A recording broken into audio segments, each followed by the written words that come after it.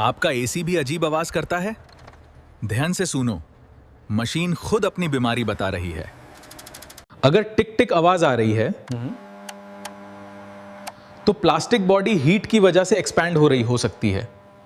लेकिन ज्यादा वाइब्रेशन और लाउड नॉइस, फैन, मोटर या कंप्रेसर डेंजर का सिग्नल है। और अगर पानी जैसी बबलिंग साउंड आ रहे है तो गैस फ्लो या ड्रेन लाइन इशू हो सकता है।